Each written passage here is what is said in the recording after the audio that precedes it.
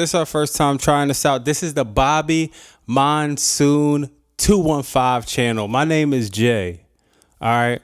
And we starting this off by, I called this channel Bobby Monsoon 215. The 215 is I'm from Philly. Wrestlemania 40 is going to be in Philly. Night 1, Night 2, April 6th and April 7th, 2024. I named this the Bobby Monsoon channel because I'm like, I've been watching wrestling since I was like literally 2 or 3 years old. When I first started watching wrestling, I can remember Bobby Heenan and Gorilla Monsoon on color commentary. And a lot of people say that was the golden era. And for a lot of you new wrestling fans, when you hear the term the gorilla position, that's from the late, great Gorilla Monsoon, who was in color commentary. And if I'm not mistaken, he used to be like behind the scenes right when the curtain comes out. That was his position for a while. The McMahon took that position a lot of the years moving forward. I could be wrong. Now, I'm a wrestling nerd, but I'm not one of them nerds who's going to get every single solitary thing right. I might get some wrong. I might get some right. But this going to be a journey. We going to rock with it. Now, another thing, I am a wrestling nerd, but I'm more of a WWE nerd because in the late 90s, in the early 2000s, when it was WWE and versus WCW, like that was a real thing. You know, you had them people where it was like, oh, I could watch WWE and WCW, but I was only like 9, 10. So I'm like, man, I was always a WWE fan because my first favorite wrestlers was Marty Jannetty and Shawn Michaels, right? They was called the Rockers. To me, this is one of the greatest tag teams ever. With tag teams back in the day, like the late 80s, early 90s, when you had these big buff dudes, you had like people like Legion of Doom, Demolition, Earthquake, and Typhoon. You had Marty Jannetty and Shawn Michaels high flying, jumping off the ropes. I used to love them as a kid. And oh man, Shawn Michaels broke my heart when he sweet chin music. Marty Jannetty he got flew into the he flew into the glass, and that was the first time like my heart really broke. Like before a woman, anything ever broke my heart, it was when Shawn Michaels kicked Marty Jannetty. He flew into the glass. Shawn Michaels' career hit the stratosphere, and Marty Jannetty's, unfortunately went the opposite direction, man. Marty Jannetty is one of the most underrated wrestlers. I hate he didn't get his just due, along with a lot of other wrestlers, but that's a different story. But just to give you basics, the channel's called Bobby Monsoon 215 because, Bobby Heenan and Gorilla Monsoon was the first people I've heard on color commentary, along with probably I feel like McMahon. I heard that voice here and there, but I remember like vividly Bobby Heenan and Gorilla Monsoon. And when I'm like, man, I got to jump on YouTube to talk about wrestling, man, because to be honest, I'm 36 years old and not a lot of people. I only talk to like my brother about wrestling. And that's like here and there. He be working a lot. And it's like, I don't have a lot of people to talk about wrestling. So I'm like, man, I'm about to get on YouTube. And I don't care if it's a handful of people. I'm going to find some other people to talk about wrestling because this time in wrestling right now is like the greatest time since the Attitude Era. Now, I know a lot of people might feel different or might feel like that's blasphemous or might feel, but man, like I lived through the Golden Era, the Attitude Era, Ruthless Aggression Era. After that, I kind of fell off. The product was just so bad. I ain't gonna lie. I like barely watched it. I definitely fell off a lot. Then I started coming back on slowly. But within the last few years, I feel like when this Bloodline thing kicked off, I'm like, man, like I just became a super fan again. And I gotta say, when they started the WWE Network, that's when I started really, really becoming a fan also. But it wasn't more of a fan of the current product. It was like more of a nostalgic thing because it was like, oh man, I could watch these WrestleManias all over. Because back in the day, You could never watch WrestleManias over again. You had to have the tape. Then they used to sell the tapes like, yo, you could buy WrestleMania 1 through 12, and it was like $100, and that shit sounded like $1,000,000 at the time. So I would never could afford all the WrestleManias. So to be able, when they came out with the WWE Network and they was able to like put everything in one app, that was like, oh man, it was like unheard of.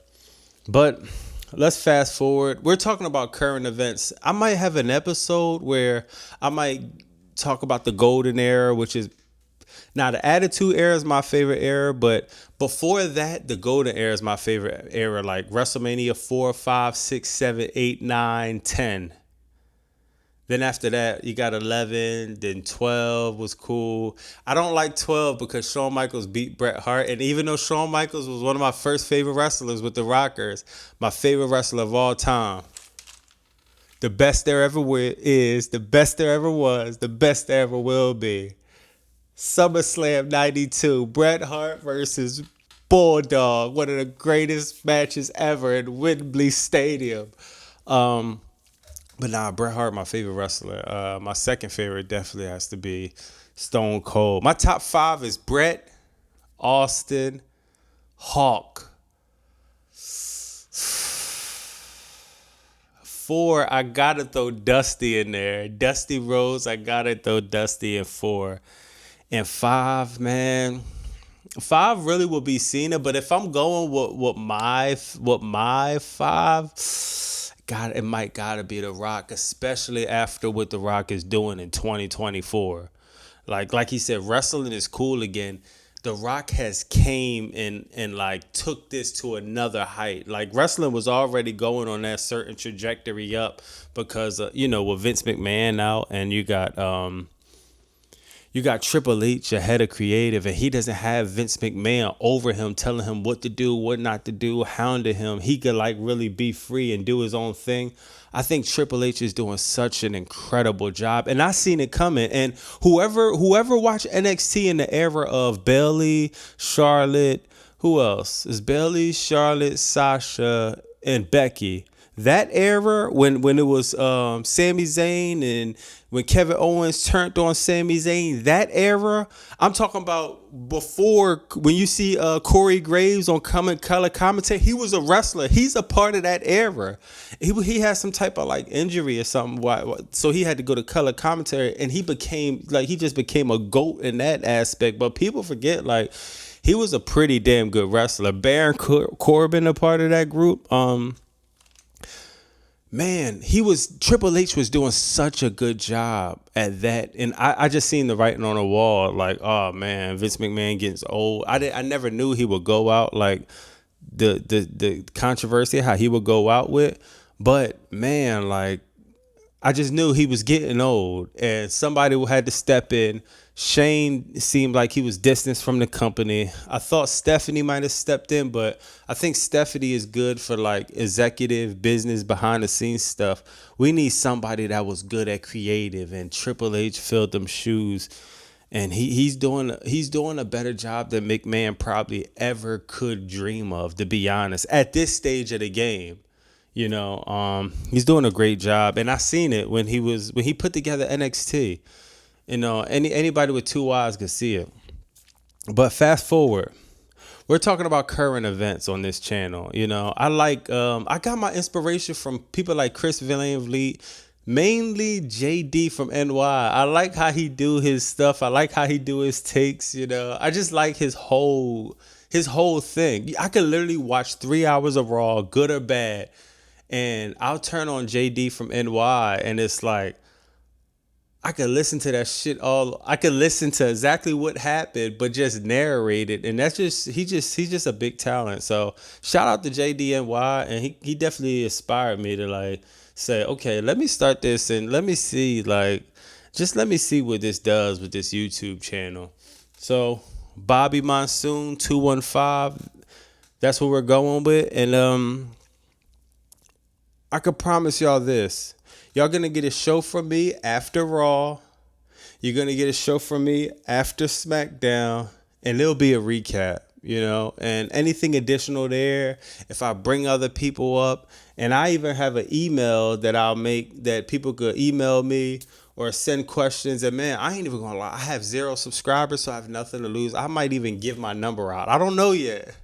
But I might even give my number out or give like a text now number out where people could text. I think I'm gonna do that because I think the one dude is doing email. So I'm gonna actually have a number. My first SmackDown recap, I'm gonna have a number for anybody that wanna text and they got questions. Hit me on the text and I'll pick like the top 3 to 5 questions and we'll address it on live. This is a community. What I like about what's going on right now with wrestling, I heard Chris Van Vliet was talking to somebody about this one of his last episodes, how, man, it's so exciting to talk to new people in wrestling because they're like, man, why did this happen? Like I heard an example where he was like, yo, why did The Rock wear the Versace shirt? Why is everybody tripping off that? And you think like, duh, because where was you at in Hollywood Rock? I'm 36 years old. A lot of these were fucking kids, bro. Like they wasn't allowed to watch wrestling. A lot of these niggas wasn't even born. You know what I mean? So it's like, it's kind of fun and exciting to sit and just talk about why the fucking Rock why it's so nostalgic for him to have on that fucking Versace and for him to pop his shit like that, and why people used to love Stone Cold Steve Austin. Like, why was he that man, and why this, and why you got so much respect for Triple H, man? Because that's the game. That's not no business, dude. That's Paul Levesque. That's the new. We know the game. We know when he come out with the sludge hammer. We know DX'd. Man, and for me, I remember Hunter Hearst Helmsley. I remember when he fought Ultimate Warrior. I believe, was that WrestleMania 12? I think he fought Ultimate Warrior WrestleMania 12. And man, I just remember Hunter Hearst Helmsley because I like that gimmick, the being the preppy, like the rich, not even a kid. He was just like a rich dude. I never forget that image, and man, he's just doing such an incredible job. But just to get straight to it, today is Thursday. What's today? It's 11 o'clock. What's today? Today, Thursday, March 21st. March 22nd is Friday Night Smackdown. I believe The Rock is coming on. Is he coming on? I don't know. Let me see what's going on at Friday Night Smackdown a little bit. Let me see if they got anything on WWE.com. Hold on. All right, let me see what's going on. Do they have the matches? Okay. It says Roman Reigns come face to face with Cody Rhodes on SmackDown. Man. Roman Reigns, what do we want out of this? Like, yo, I'm gonna tell you right now, I want Roman Reigns to stop. Like, I wish he wears something else than the fucking Jordan ones, the hoodie. I don't like that look. I just wish Roman Reigns came out as the tribal chief. Like, I feel like he should have Samoan, like 10 random Samoan dudes. I just feel like his interest should be way bigger. When The Rock comes out with a fucking Versace shirt and he's popping the shit how he's popping it, Roman Reigns should be. I just feel like, yo, Triple H, please, man, just make Roman Reigns look bigger because he looks like Rock's little brother. He looks like he shouldn't be in the ring. Yo, out of Rock, Cody, Seth, Roman is number 4. He doesn't look like a star. Take the fucking hoodie off. Come out with your shirt off. You got Paul Heyman. That's great. But I feel like we're talking about the tribal chief. We're talking about somebody that's on the fucking cusp of breaking Hulk Hogan's record. One of the greatest fucking WWE champions of all time. He needs to be wearing something than Jordan 1s, a hoodie and black pants. I think they need to do something with that. Cody, he comes out with a suit. That's great. I think they'll be talking shit to each other. I mean, I really don't know what to talk about this segment. I mean, if you missed Raw, Paul Heyman made like a weird, Paul Heyman said, all right, let's make a bet that, yeah, Roman Reigns is a man of his word. No one's gonna of the bloodlines gonna be there, and Cody Rhodes agreed to meet him at SmackDown. It was a little bit cheesy, but I don't know what do we take from this segment. Like, I don't know. I guess we got to see. We're going to definitely be recapping that. Rey Mysterio looks for payback against Santo Escobar. Santo Escobar is a fucking star. Period. Yeah, I know people gonna get mad. He's giving me Eddie Guerrero vibes, but I'm not gonna say that is Eddie Guerrero 100% because it's 100% not. Eddie Guerrero is just a fucking hundred times upper echelon than Santos right now. But don't get it fucked up. He has a little bit of season in that, and with the right writing and crew behind his storyline, I feel like if he faced Rey Mysterio WrestleMania 40, of course he has to go over Rey. Rey beat his son, if I don't believe, last year. Santo Escobar has to go over at Rey, and they have to build him up as a star. He has it. He has it. You got the OC battle, Grayson Waller and Austin Theory for chance at undisputed WWE tag team titles against, I forgot these dudes' names. Dude with the bald head and the long beard. I don't even know some of these dudes' names. I forgot their names, but let me speak on Grayson Waller and Austin Theory. Austin Theory, like, come on. This dude's a star. He fucking beat John Cena at WrestleMania. What are we doing with him? Like, what are we doing? He's fucking Grayson Waller's sidekick time to time. Sometimes he is, sometimes he's not. Like, are they beefing or not? Are they gonna fight or not? I feel like it would have been better to have them kind of build up a beef towards WrestleMania instead of like, I don't know what they have too many writers at WWE. They have to cut that the fuck down. Seriously. We'll see what happens with that. The Street Profits battle against AOP in a chance for WrestleMania. I guess this is part of the WrestleMania 6-man tags match. What is it might look like a clusterfuck. 2, 4, 6, 8, 10, 12. Sorry, I can't. I failed math, but that's 12 people in the ring, 6-man tag. I think they're trying to emulate like WrestleMania 17 or 18, but it's not. I don't know, man. I hate when they try to squeeze everybody on the card. The Street Profits are I like that team.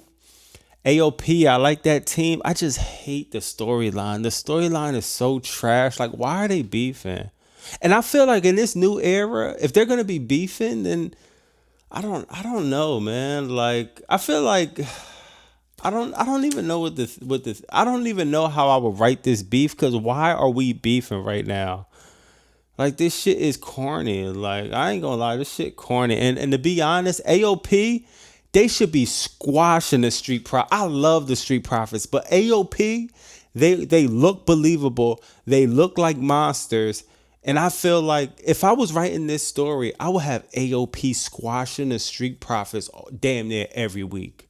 Damn near every week, and try to make a storyline of the Street Profits just having this triumphant comeback. And I would do it after WrestleMania, though. You know, I will build it up to where AOP is squashing the Street Profits. And then, if AOP is squashing the Street Profits, it's building up to like the Street Profits might get their redeem at fucking WrestleMania. Then WrestleMania come and AOP squash them niggas again. Then after WrestleMania, you got a year built storyline of just the Street Profits battling them out. But I'm just thinking off the top of my head, because honestly, like I could do without that storyline, to be honest. Oh yeah, NXT. I just seen this right here. I'm not gonna cover NXT like that, but I might. That's just gonna be surprises if I feel like it. Oh yeah, I forgot. That brings me up to AEW. We're gonna touch on AEW. Carmelo Hayes blindsides Trick Williams. Carmelo Hayes or Trick Williams? Man. Let me know if I'm wrong, but Carmelo Hayes versus Trick Williams should be on the WrestleMania card. Like, this is obviously the top story in NXT. And it's cool to be, I guess they're on the NXT card. I think they're going to be performing at a smaller event, Wrestlemania weekend, which is fine. But at the same time, I think, man, like if we could have got them on the main card, that would have been cool. I like that storyline, to be honest. I don't watch NXT like that. I don't watch AEW much, but since I'm starting a YouTube channel, I know there's gonna be fucking marks for AEW that probably wants to hear about AEW, so I'm gonna have to start watching AEW. I didn't even watch Sting last match. I never watched the episode of AEW.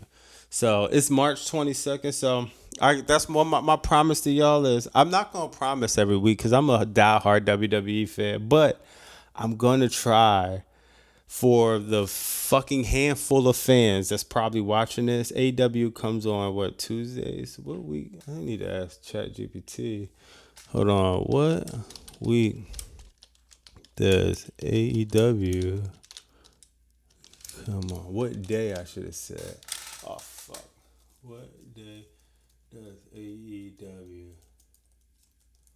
come on? Wednesdays at 8 p.m. on TBS. So look, this Wednesday, I'm gonna cover AEW. We're gonna see. That's the 20th. We're gonna cover AEW. We're gonna see what like. I'm gonna recap that show. I'm gonna be watching notes. I'm gonna recap the show. My thoughts on AEW. I think they're doing a good job. I just haven't watched the show yet. You know, just to be honest, I heard about Edge versus Kristen. That's like Adam Copeland versus, I don't even know Christian name on AEW, but whatever that is, I heard they did an I Quit match in Toronto. I heard it was great. I know they got some new signees there. Some guy from Japan. Whatever. I'm gonna do my due diligence. I'm gonna do a lot more on AEW, but I've always been a fucking WWE, WWF mark my whole life. So I hated WCW. I didn't even appreciate WCW until like probably like a few years ago. Like I said, I'm 36. Like I probably didn't start appreciating WCW till like I was like 33 or 34. Like I never knew Eric Bischoff started the fucking Attitude Era. I never knew that. I'm thinking Austin did, or when Vince McMahon said we're gonna go into a new fucking era or whatever he said. Like I'm thinking that started the Attitude Era. I had no idea that it was actually Eric Bischoff that prompted the Attitude Era, and that's just a long story there. But look, I'm not gonna hold y'all up. We're gonna do the recap. We're gonna talk about a lot of things, and basically, I'm not looking for nothing much from this YouTube channel, but some people around the world to just shoot the shit with wrestling. Because in my real life, no one watches wrestling. So it's like I literally have one person that watches wrestling, and he barely watches it. He rather watch the old shit, and it's like, bro, this new shit is fucking incredible. Wrestling is back. I don't got nobody to talk to about it, and I hate being in front of the camera too. But I'm at the point where I'm like, man, I got too much built in this side, so I have to get this out. Subscribe to the channel, like the channel. I don't even give a fuck. Text me. My next episode, I'm going to have a number you could text, you could bring your questions to, and I will read them shits live on air. You know what I mean? Yeah, if y'all want more videos, like, comment, subscribe, put me in the algorithm, and that will give me, the gas to just keep going. And whatever y'all want me to work on, whatever y'all want me to touch on, whatever y'all think adjustments should be made, I'm open to all suggestions. Once again, my name is Jay, man. This is the Bobby Monsoon 215 channel. We're going to get into it. I'm going to see y'all after Smackdown ends tomorrow. Peace.